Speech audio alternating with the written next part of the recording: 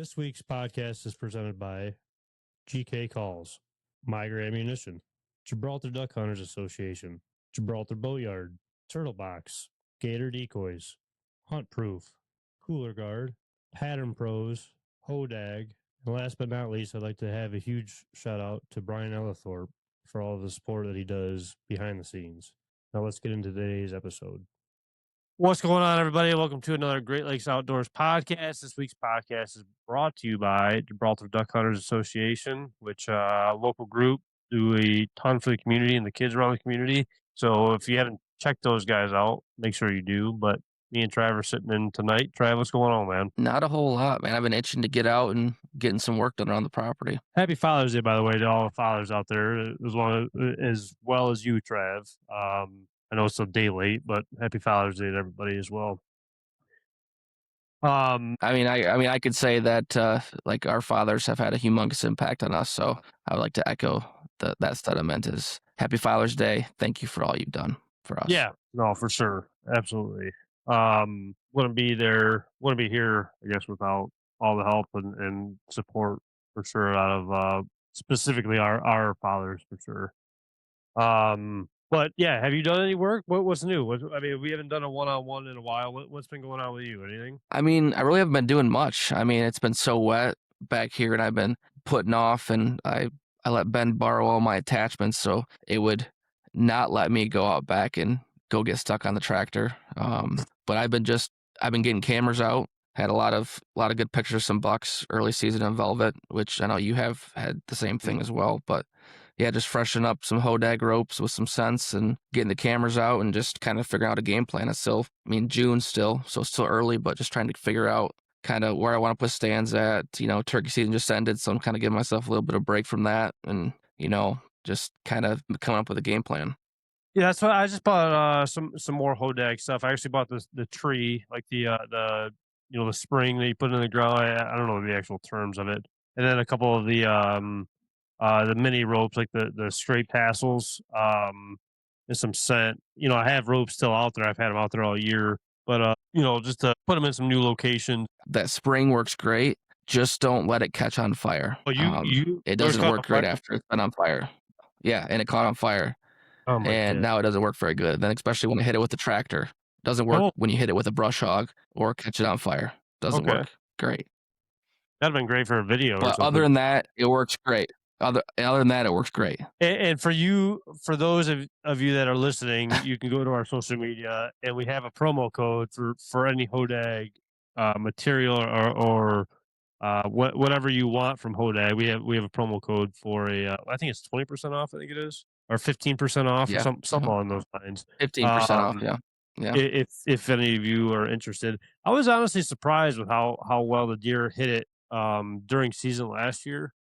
And I want to put it out early this year just to see how, I don't know, they do it in velvet per se too. I don't know. I bought that stuff. I'm excited. Same thing with me. I'm looking for new spots. Got some ideas. We're starting to put some, the tent that I got in one of the corners of the property. We're building a platform for that. So we got some of the stuff out there. We're going to go this week, which I'll get some videos of, and we're going to build a platform for it. And just kind of slowly getting stuff ready for waterfowl season 2 over here. And I just want to go back to the Hodag there, and as someone who has used a bunch of scents in my time, the Hodag scents has been the best I've had. That every deer that walks by it hits it, and like you see stuff on social media and stuff, and you're like, yeah, whatever, it's whatever. But from having a camera up on it from now until in December, those deer walk by it and they smell that rope every single time. And then when you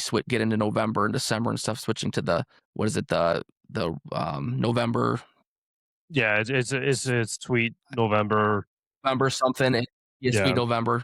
And switching to that, and they hit it even harder. And so that stuff works amazing. So if you haven't tried it yet, get a rope, get some scent, and try it out. It works amazing. And this is not a paid advertisement by any means. So it's not like we're getting paid. This is not a paid advertisement. So I'm not wearing their shirt or nothing like that. So yeah, what are the odds? I should have worn mine today. Yeah. It's not a paid advertisement, I promise. Yeah. No, I mean, I was surprised though. I mean, like the ropes and stuff like that is the first time I've ever used them. And in our property, it's a lot of already like low hanging branches for scrapes and whatnot.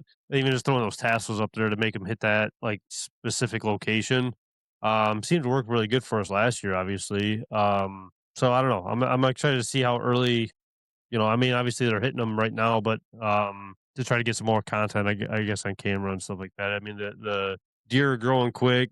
I mean, everything's growing right now, man. The poults are growing. I mean, the ones that I've seen anyway, which I haven't seen a ton. I don't know if you've seen a ton by any means, but the fawns are growing. We got Mhm. videos of them running all over the place. We got the goslings that are growing up quick. I mean, some of them got color already over on this side of the state. I don't know. It's kind of just a good time of year to kind of see what's to come, I guess. I mean, it's really probably one of my favorite times of year, like that late spring, early summer when everything is lively, right? Like you Mm. said, all the youngins are growing up, the flowers are out, the blossoms, stuff like that. Like you're getting in your early season food plots in right now. I haven't done anything in yet, but I've been itching to do it. I mean, everything is just full of life, and it's just an amazing time right now. Did I tell you the story about us saving a baby goose the other day or a couple weeks back? Did I tell you about Mm-mm, that? So we were on the beach mm-mm, hanging out, and Jake and I were sitting there, and everybody was screaming, and we're like, what are you guys screaming about? Whatever. And we look out into the river, middle of the river. There's just a lone gosling just swimming, and you can tell it was like struggling pretty bad with all the wake and the waves and whatnot. And so Jake and I ended up taking my boat out and ended up netting this gosling. And we first thought, Jake's grandma actually takes animals in, whether it's, fawns or whatever it may be, raccoons, whatever. She takes all those in, mm. um, lets them grow and then releases them. So my first thought was, well, maybe take it to the park and see if we could find any other, families with, goslings and let it go. And usually they kind of just attach to that. So the time where we picked that bird up and got it to the park and found a family for that bird, I think that bird shit on Jake like 6 times in the boat, to the point where like he was about to throw. Like I think he ended up throwing up in the like not in the boat, but outside of the boat because there was literally just shit. I didn't even realize a baby goose could shit that many times. It was unreal how many times Jay got crapped on. It was nuts to me. Um, but it was cool to It's like their like security. It's like their security thing. Like getting yeah, like man, I'm nasty. Get away from me. You know. it was nuts. It was cool though, like releasing it and it going to the family we dropped it off to, and the parents coming over and taking it all in. I don't know. It was pretty cool to see it out. I guess I don't know. You should abandon it. Yeah, I don't know how legal that is to have my own band You on it. shouldn't Which abandon it because it's not legal. Probably. I don't know. yeah, Don't yeah. ban it. It's not Which legal. every year I feel like there's a handful of people that shoot birds with like zip ties on their leg though. Or some sort of band on it, like whether it came from a farm of some sort, and it just whatever. I feel like there is always birds that get shot like that. I've never seen one personally, but I've seen like pictures and videos of buddies of mine that have shot birds like that. I don't Mm, know. It would be pretty cool to do that kind of stuff, though. I don't know, yeah. but yeah. When do you usually like average time frame? When do you usually throw your food plots in though? I mean, I'm a pretty antsy guy, so I usually have them in by now. With how wet it's been and not having any of my equipment, it's been a good thing because I'm not going out and trashing my property out back. But I'll Hmm. probably try to get it in probably end of July-ish, early August for that probably like like not turnips, but like my rape and stuff like that. But if I'm throwing like oats and stuff out, I probably will wait till like end of August, early September. Which I'll And probably you're end up doing you're because of how late planning, it's been. right? Like you're running a disc through it and actually planting all that stuff. Yeah, I'm tilling it, packing it, seeding it, and then packing it again. Because usually, if like for us, we do like throw and grow every year, and we do like Yeah. September. I think we usually do like the like I want to say it's like a 90-day or something like that to where we don't have a big area for food plots, but we have a big enough area where obviously we can have a food plot, but we don't want the deer already mowing it down by the time we can hunt it. I guess is our thing. Yeah. Yeah, yeah. With that throw and grow, it's like perfect for like you said, September time frame. Where if you do any earlier, it's gonna either head out too early, and you're not gonna be able to hunt them when the deer are in there, or you're gonna put it in too late if you wait too any long. Right. The nice thing with food plots is like they've made it so foolproof in a sense. It means you gotta have water and the right soil and stuff, but on those bags, like I don't know if you're using throw and grow, but like you can go out and buy any bag now, and there seems like everyone's making some type of seed nowadays. But they got all the instructions on there. It's super easy, even with like you said, no equipment, which is perfect for throw and grow with people that might not have a tractor or a tiller or disc or stuff like that. You can just go out with a rake up some dirt, walk around on it a few times, throw the seed down, walk around again. I mean, it grows. It's perfect. Which I can't remember what the company is. Not like Throw and Go because I believe that's its own company. I believe, but so it's not that company or product. I forget what company we use for their like Throw and Grow style of food plots per se, but it's worked pretty good the last couple of years. I mean, obviously we've posted some videos of year even Mhm. late season, going through it and whatnot. But our hardest part is, it's in the back of the field. It's in a spot where I don't know if it gets planted or if it just kind of gets washed away every year. And we kind of just make that our own food plot, so we can't get equipment back in there. So yeah, we have to rake it up, and I don't know. It ends up getting tilled under as soon as the crops get tilled under, but it is what it is. Yeah. And they're That's the risk you run with, putting a food plot in the corner of a corn or bean field, you know? Yeah, and that's the hardest part for me with deer hunting wise. Like we have a little bit of woods, but we don't have much where, or property where we can make our own little like food plots in the woods, or we're very.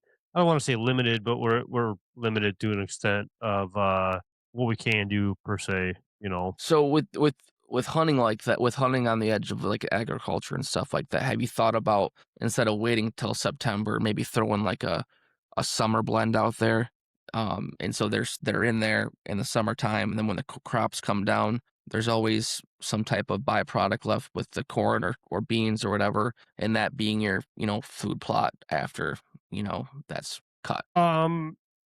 Yes and no, because I mean we're at it's ultimately up to the farmer, and I Mhm. don't want to mess up his crop by any means. And like I said, we only had that one small corner, so if we did it in the summertime, we're still dealing with him, possibly disking the field and planting and running over that food plot during the summertime. Um, so I mean, I guess not really because we're hunting a lot of agricultural properties. I can't even say that word properly. It's a big Uh, word for you. It's a big word for you. um, like there's always stuff out there for the deer already. You know Yeah. what I mean? So Yeah. so even like the food plot aspect of it all, like we had beans this year, we had corn last year, which I felt like the food plot did a lot better for during the corn, and it stayed up longer. Obviously, the beans. I mean, I feel like deer kind of are on beans from start to finish almost. You know what I mean? Yeah. So I mean, we'll see. We'll see what happens. Are you gonna hunt that differently? Because I mean, like, so behind my house is gonna be corn again, and then the spot where I shot my deer at across the street is gonna be beans, and it's got me worried because with corn, deer can hide in it. They can be in it all day long and have some type of hideage, Where with beans, I mean, the beans over by you, those things were tall as shit, but like in the normal sense, they're not gonna get that high. Are you worried about those deer wanting to be out in that field at certain times of day where you're hunting, where if corn they might be passing through, doing that kind of thing? Yeah, I mean, for sure. I mean, it's one of our biggest problems on the properties right now is like the entrance and exits Mhm. of how to get out there. Trying to figure out how to secure or make sure we're unseen walking through these open fields and tree lines, and it's difficult for sure. Um, I think that's one thing that we've lacked in the previous years with whether it's too early getting out there, like during the year, like early October. I really think like about getting out there like mid October this year, like closer towards like pre rut and rut activity. Um, and it's definitely always a thought in my head about um, access points, I guess you want to say. But you also can do only what you can do. I mean, you can't get on everybody else's property to get out to your stand for the proper way. Yeah. But I think it's it goes back to one of those things where you got to figure out when the right time is to hunt those stands. You can't force yourself to hunt out there. I mean, a lot of people know the deer that they're hunting or the deer around. If you want good opportunities at mature deer, you got to be smart about it. You can't be out there every single day. It's just being, I don't know. Yeah, I definitely think about it though. Corn's obviously easier to hide us walking out there, but being Yeah, I being mean, you're not gonna be able to walk out at, you know, 2 hours of daylight left. You're gonna have to, get out there at a decent amount of time to be able to get before those deer start to hit those tree edges and stuff. right. And I feel like even the stand that we hung last year, like we got all the poison oak or whatever we got. That's a perfect stand to go out there for like 2 hours. You're not really bumping anything out. It's in the middle of two fields, but you can still get some deer grazing through at last light, and you're really not doing too much, I Yeah. guess, of damage per se. Yeah.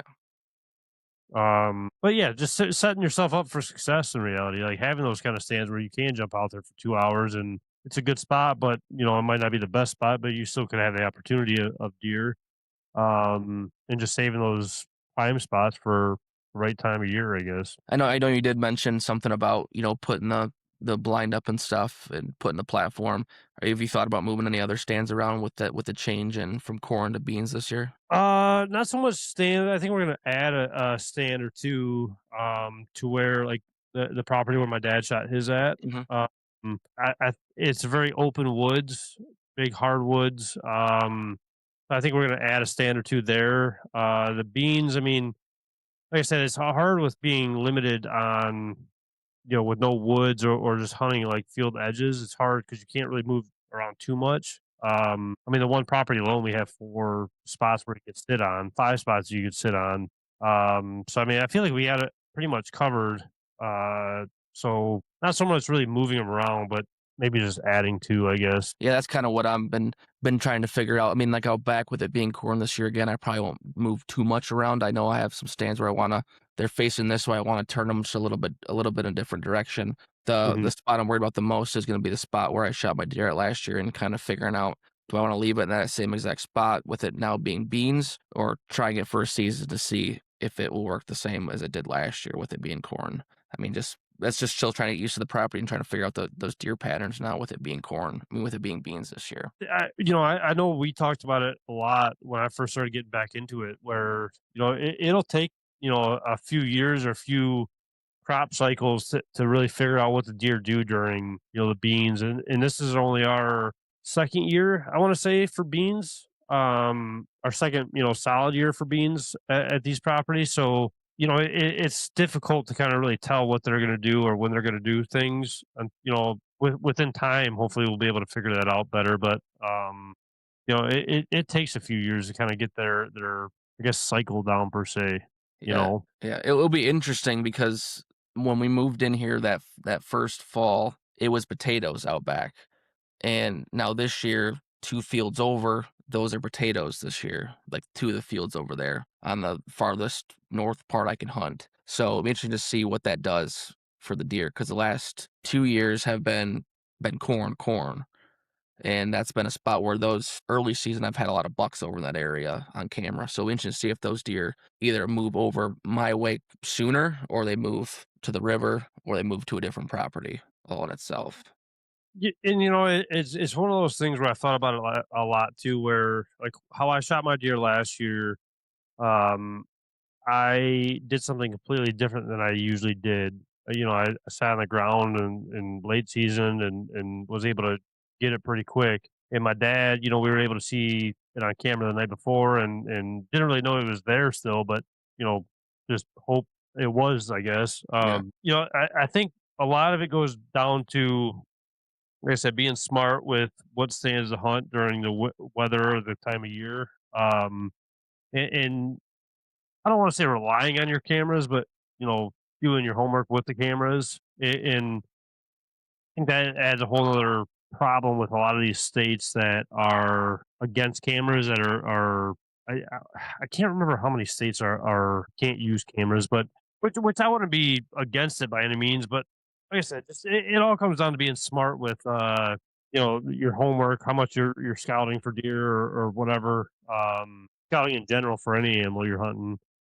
Uh, I don't know. So there's 14 states that restrict or completely ban the use of trail cameras, primarily for hunting purposes, though the exact rules vary by state. So, I mean, I wouldn't be against it, but at the same time, obviously me personally, I rely a lot on cameras and that's why I kind of put them out there so early this year, just kind of get that scouting aspect of it all. So a lot of the states they ban the ones that are more like Wi-Fi, like where you can like have a Yeah. direct feed to them.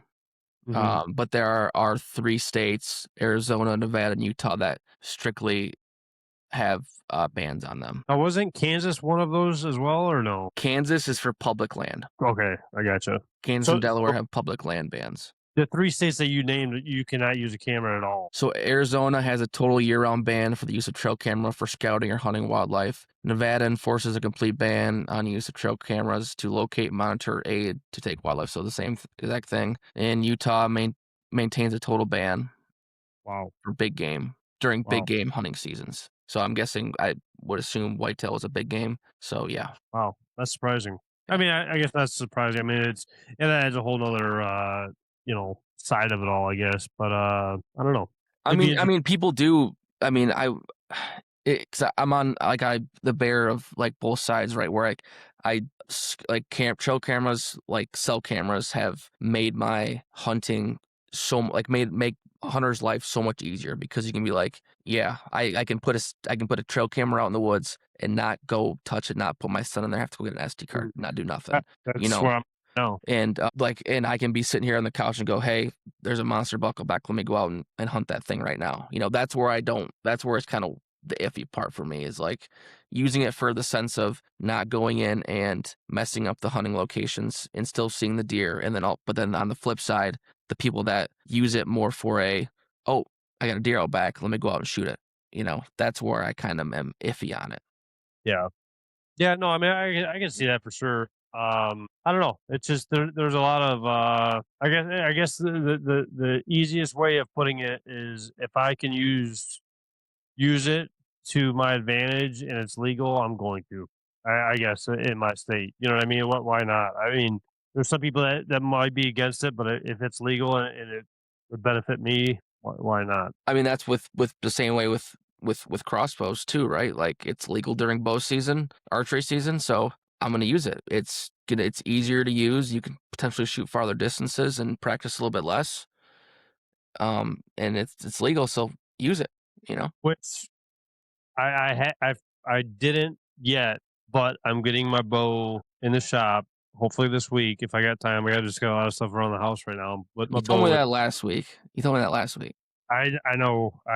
But I talked to him. Shout out Ryan at Emerson Archery. Anybody down in the Monroe, Michigan area want to get their bow figured out. It's a quick shout out to him. I'm sending my bow to Ryan, and he's gonna get it all figured out. And I'm gonna start practicing. Like I said, I told you. I don't know what our bet was. I think it was like $1,000 that I would take it out this year. Yeah, definitely. That's definitely what it was. Yeah. So I'm working towards that $1,000 bet that you're gonna be paying me. Hopefully, I would say if that was real, it would be for you to shoot a deer with your bow. I think that's what it would be. Because but it's not. anyone can take a bow out in the woods. That's always said though. You shook Yeah. on it to the camera. Fake. You said $1,000. I mean, it is what it is. You can't backtrack that. Oh, You know what I mean? That's on you at that point. It's not on me. I'll have to go back and look and see if I have that somewhere to be Yeah, able to just don't pull up. look too hard. Don't Yeah. look too hard. Yeah. Is all. Yeah. I don't know. It's there's a lot going on right now, man. There's the deer and waterfowl coming up already. Talking about building more blinds and we've been working on waterfowl blinds already. I don't know. It's one of those things where I feel like a lot of people don't realize seasons never really end, like, ever throughout the year. There's always something to do throughout the whole year. Yeah. I mean, I would get a shout out to all the significant others out there of hunters, because, like you said, it never ends. Because once one season ends, you're thinking about the next, and Yeah, usually when that ends, you're thinking about the next. There's never an off season. If you're truly hunting every species out there, you have something going on, and if you're not hunting something, you're fishing something. If you're not fishing, you're scouting something. There's always something to do. that's for sure. Let's take a quick breather from the action. Let's talk promos. Grab 25% off Hunt Proof with code GREATHP25. Save 20% off Cooler Guard using code GLO. You can take 15% off your order from Hodag using code Great Lakes. And take 10% off Pattern Pros using code Great Lakes 10. Now back to the show. I mean, have you been getting the itch yet for waterfall season? I know you're a big turkey guy once turkey season hits, but you're a big waterfall guy. I know it's been a few months since you've been in a duck and goose blind. Are you getting the itch yet or what? Yeah, I have. I keep on forgetting that my calls are here in the studio, and I've been kind of every year. I during season, I'm like, man, this off season, I'm really like really hone down on my calling, and probably tonight, hopefully, if I remember after we even talk about this, I'll probably forget, but I'm gonna take my calls and start practicing more in the vehicle. And just Spot. at home and stuff. But yeah, I am getting the itch. So I am getting the itch. Just I don't know. A lot of it is just like the scouting aspect of it all, man. I love scouting waterfowl and even deer in reality. Um, so yeah, I'm getting the itch of that a lot too. Um, but it's hard too because I was thinking about it. My sister was talking about going down to Columbus and going down to the Sitka store and going on a concert in September before one of our shows this upcoming year, and it's like, man, it's during early goose season. I don't know if I really want to do all that, but at the same time, every year I put too much like stress on myself during September when it's really not that good. I mean, it might be good for the first 2 weeks per se, but it's difficult that time of year, and I might I don't know. It's hard because when I first started waterfowl, or I feel like when anybody really gets into waterfowl, you're so gun ho and you want to be out there every single opportunity you have and just chasing them like no other. But then you get to a point where it's like, okay, let's just work smarter, not harder here, and hunt when we have the birds. And if we don't have the birds, just let them kind of do their own thing for now, and we'll get them when they're in. It's I'm kind of I feel like at that point where if we don't have them, then we don't have them. You're seasoned, is what you're telling me. You're a seasoned waterfall hunter. I don't want to say I'm seasoned, but I mean, it's just one of those things where I don't know. Like I always thought to myself, like I want to keep expanding, like our locations on where we can hunt and how many fields we have, and this, that, and the other. Which I still want to, but if they're not in spots that where we can't hunt right now, then it kind of is what it is. You know what I mean? We'll wait till they get to our spots because we know that they're going to get there at some point. Let's just not overdo it ourselves, like overdo it and burn ourselves out too early instead of lasting the whole year. Because I mean, it's a long year with between deer and waterfowl and stuff. Yeah. Well, this just says don't hunt the first couple weeks. Give me a little lead in the goose category, and then you can blow by me once you hit November, December, and stuff like that. Well, we'll go to the app and we'll figure out our numbers. We'll figure out our numbers. I usually have like a lead on you the first weekend, and then after that I don't have a lead on you anymore because But usually you have a couple bad hunts to start the year, and I have a somewhat below average hunt, and then after that it just all hell breaks loose. with the Hunt Proof app, is it also going to help out a ton. Shout out to Hunt Proof. Use a promo code. Not a paid sponsor, but go ahead and use our app. It, over time with it being able to like use that, it's going to be a game changer. I already know it too. Using it last year and kind of looking back on some of last year's hunts and seeing how we did it'll help us. Tell us kind of when not to hunt and when to hunt too. So I find myself doing a lot more hunting instead of I guess friends and family kind of stuff at certain times of year when it should be the other way around per se. Mm-hmm. Yeah, I mean, well, that plays into not burning yourself out, right?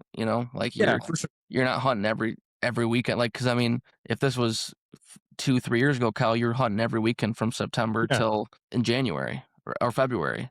And I talked to you in February. Go, man, is it over yet? Yeah, for sure. And that's not why that's not why we do it.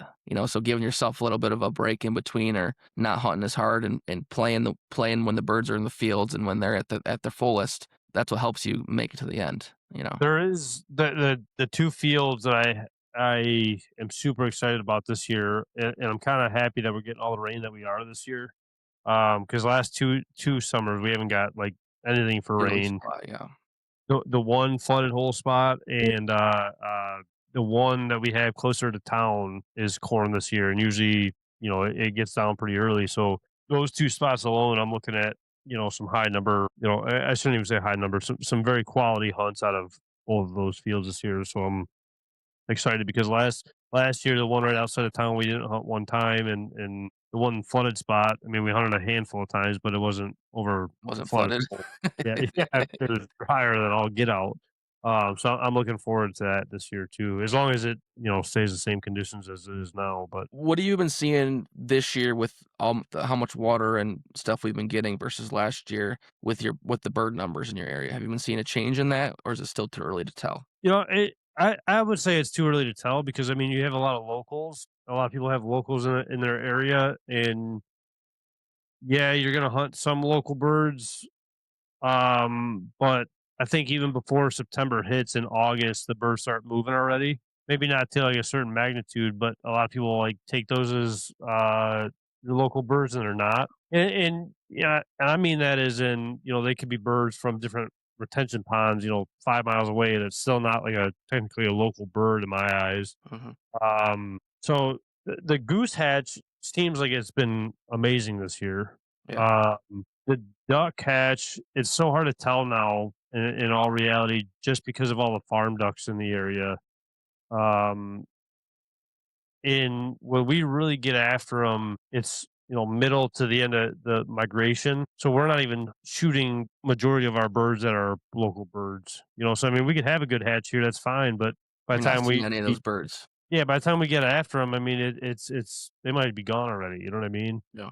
Like I said, the goose hatch seems like it's been really good this year, and the duck hatch has seemed like it's been pretty solid too so far. But I would say it's probably I don't know. It's too early to tell. I look more north than my local area per se, because I Yeah, don't know I'm how many birds really like being on the river like this. You see a lot of birds year round, but those aren't even the birds that we're hunting in our spot. So I don't think there's too many birds that really summer um, or nest in our hunting grounds per se. yeah, I mean, like, with me not being close to water, it's been hard to tell, like, in our area, but it seems like I've been seeing so many, like, compared to last year, seeing s way more goslings and seeing them earlier than I did last year as well, so hopefully that plays into some good numbers this year. And I don't know if you knew this or not too. I don't know. I think it's 2 or 3 years old until the Canadian goose is able to breed. Really? Uh, so from what I've been told and what I've learned over the years, a lot of the birds head north. A lot of them go up to like Hudson Bay and they molt up there. And those are the birds that you're shooting on the way back down. But the birds that are breeders are like, I want to say it's 3-year-old geese that are mainly the breeders. 2 And to if they 3 years old.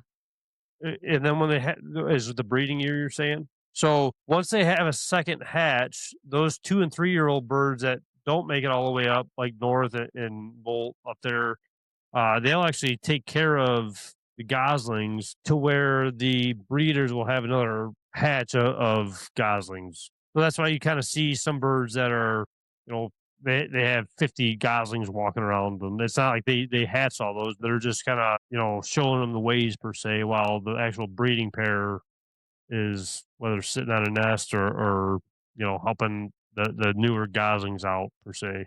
I don't know, kind of an interesting thing with geese in that aspect of it all. I did not know that at all.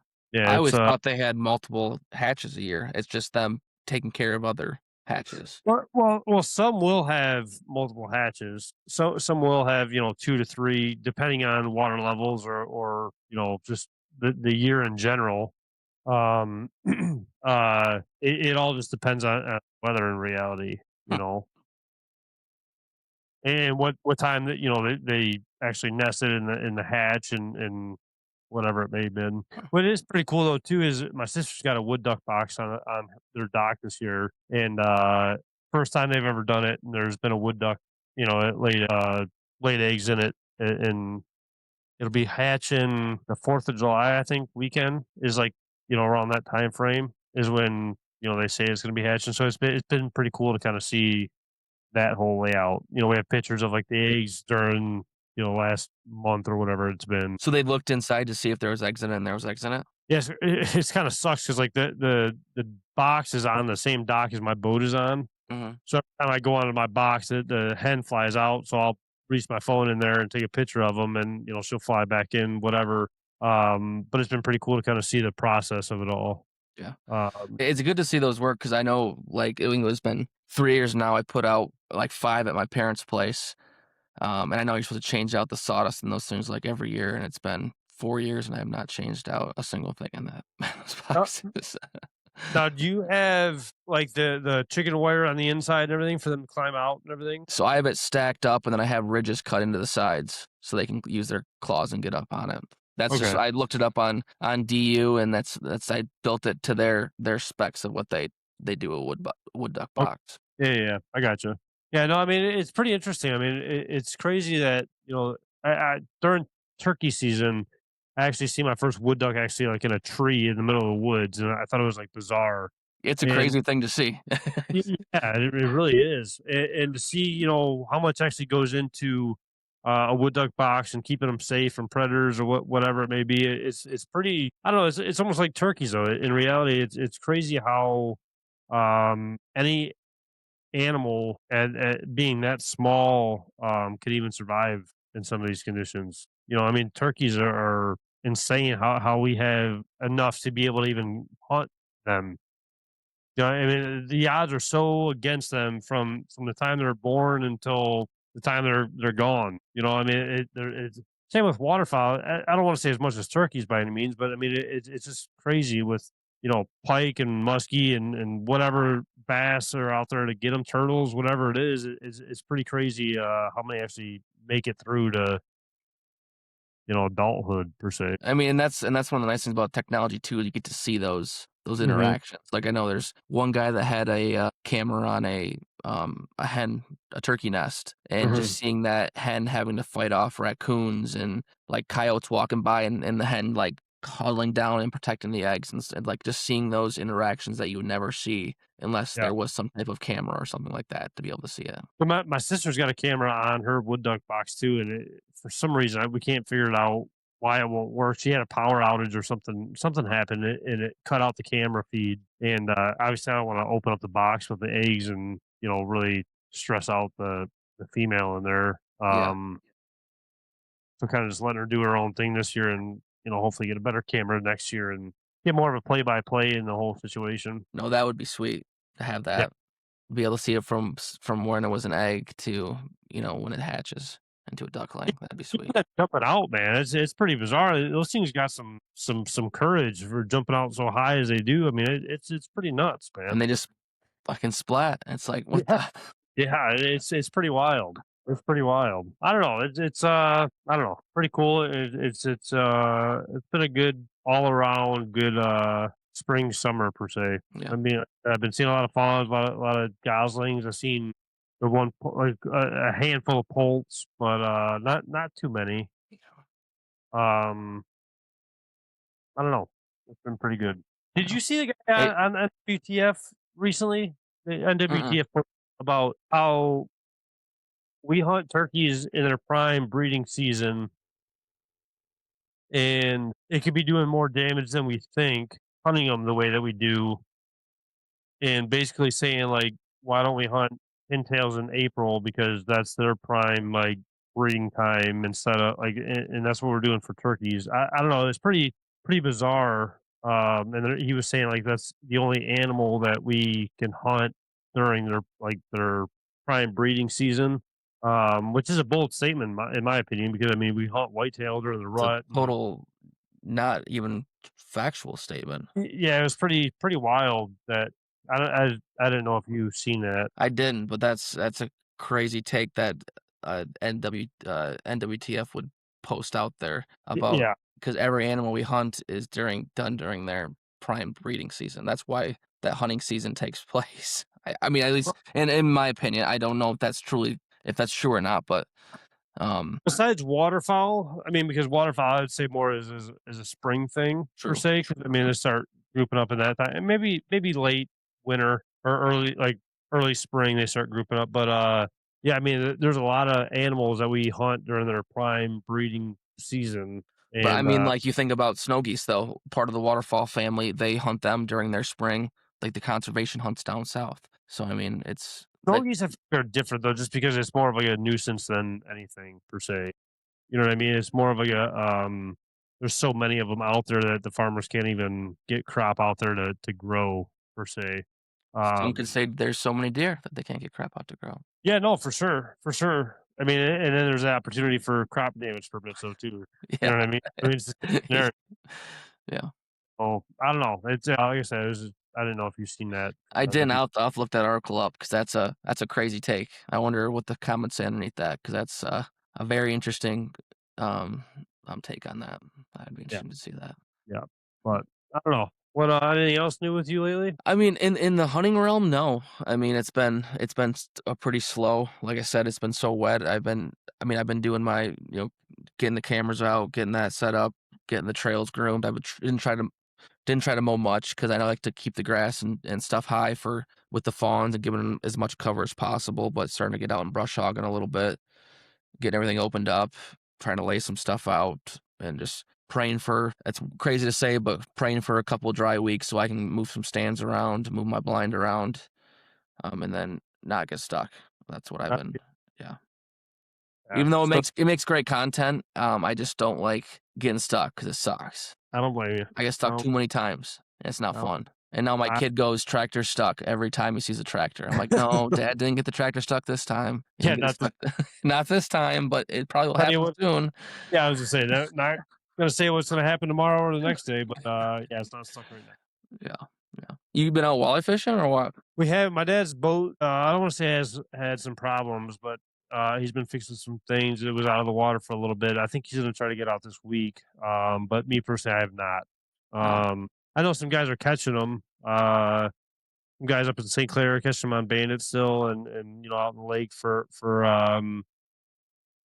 collar harnesses and stuff. And I know some guys are smallmouth fishing right now, and I don't know. Right now, it's just kind of one of those down, relaxing periods for me where I don't know. I don't really do a whole lot, but at the same time, I'm still doing some, just kind of inching along to till season wise. I guess you know what I mean. yeah. Would you consider like right now, kind of when the rush for for the walleye, like from people coming from all over the place, has kind of slowed down? Yeah, yeah, for sure, Yeah, for sure.